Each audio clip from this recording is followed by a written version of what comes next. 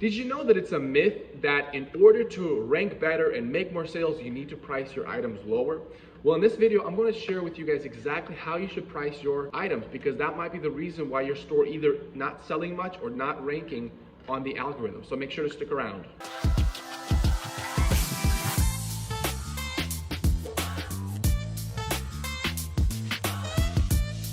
Hi guys, welcome to Talk Shop. My name is Vlad, and today we're going to talk about pricing your items that you're selling on your store. It's really important to understand which kind of shop you are, because essentially there are two kinds of shops that I see on Etsy. And the first one is non-inventory based shop, which means you make one item or two and you put it up. And once they are sold out, that listing is done for, right? It's closed. And that's not a bad strategy, right? That kind of strategy is for the people that make a lot of different variation of that product, and they don't like to do mass production of one particular product. They like to make unique things, and that's a good thing, because there is a large customer base for stuff like that want uniqueness. Really, the motto of Etsy is for those kind of people. Etsy has been tailoring to those kind of people. It is what makes Etsy unique from Amazon, from eBay, from Walmart. What makes it unique is that people can sell one item that is amazingly made and it's handmade, and once they buy it, they're the only ones that have that product that is made specifically for them. And that's essentially what Etsy is all about. So for people like that, if you're that kind of person, then pricing your items higher is a non-verbal communication to your customer saying this is what you're looking for, because a lot of the customers are actually looking for something unique, something that only they will have, and they know that that's going to cost money. They already perceive it beforehand that that will cost money. And if you're pricing it lower, then they're going to think that they're probably producing a lot more of this, and they'll look through the quantity and they find that you have a quantity of 100 of these.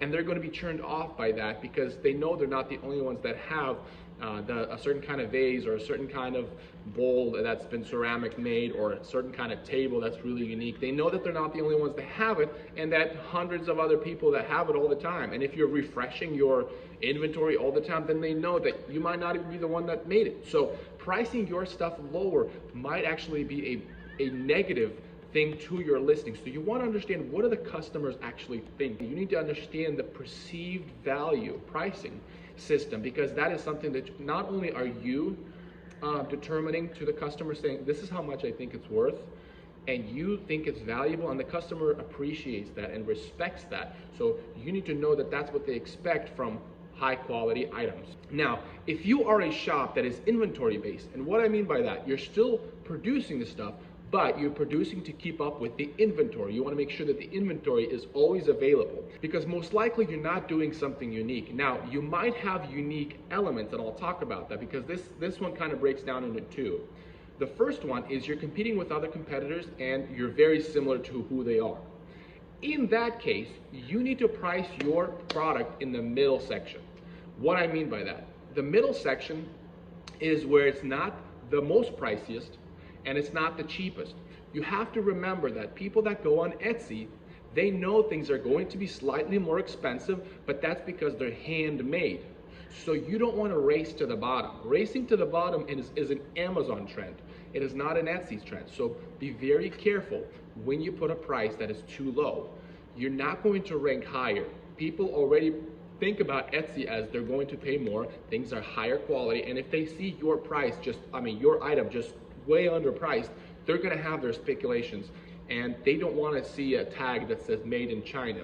That's not what they're there to buy. And so you want to price your somewhere in the middle, because you shouldn't be too expensive, but you should compete with your other competitors and put it right in the middle and really compete in the quality rather than the pricing.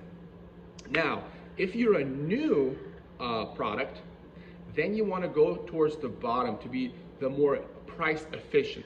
I didn't say cheapest, but price efficient. And what I mean by that, your main price should be the same as the mid-range, right? It should be in the mid-range. However, you make it cheaper than your competitors by giving them free shipping. Once you do that, you are going to start ranking better on the algorithm, because people just love free shipping. Amazon has retrained everybody to think that they don't need to pay for shipping, and that's how they're trained now. That's what the customer is like nowadays.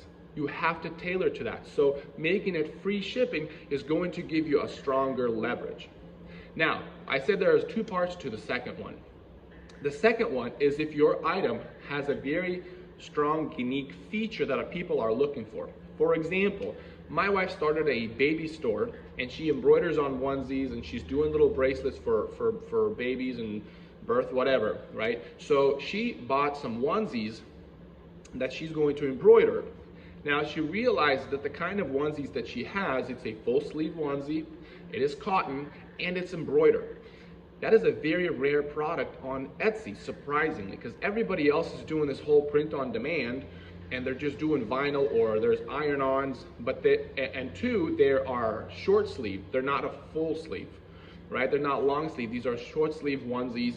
They are very plain in their color. There's not that many variation of colors, and she's the only one that's also doing embroidered onesies. And so in that case, you can price it up higher above the mid-range because you have some sort of uniqueness that people will look for. They'll type in embroidered onesie, they'll type in a full sleeve onesie, they'll type in 100% cotton onesies or ribbed onesies, right? All of these factors can be factored in and to make the decision to actually charge customers more, because also they're going to perceive that yes, embroidered things are just going to be more expensive than printed things or than iron-on things, because embroidered things are just going to give them better quality in terms of keeping the name on the onesie or on the baby bib, whatever the case is. So in that case, you can price it higher, but you have to be honest if you actually have unique features that customers will specifically look for. So one more thing I wanted to say before I go is that it is very important that you improve your process so that you can compete with your competitors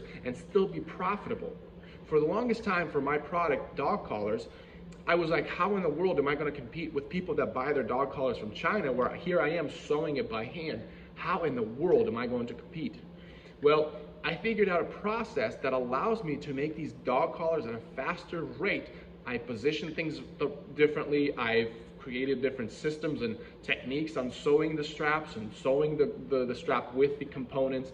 I had to figure out the process and improve it.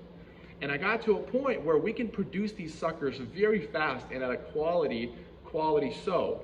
So it's really important that you figure out the process, and it might be the reason why you really can't price lower than what you're currently pricing. Hopefully that was helpful to you guys. Pricing is a very, very large and important element of your shop, so please give it good thought. Think about what kind of shop you are.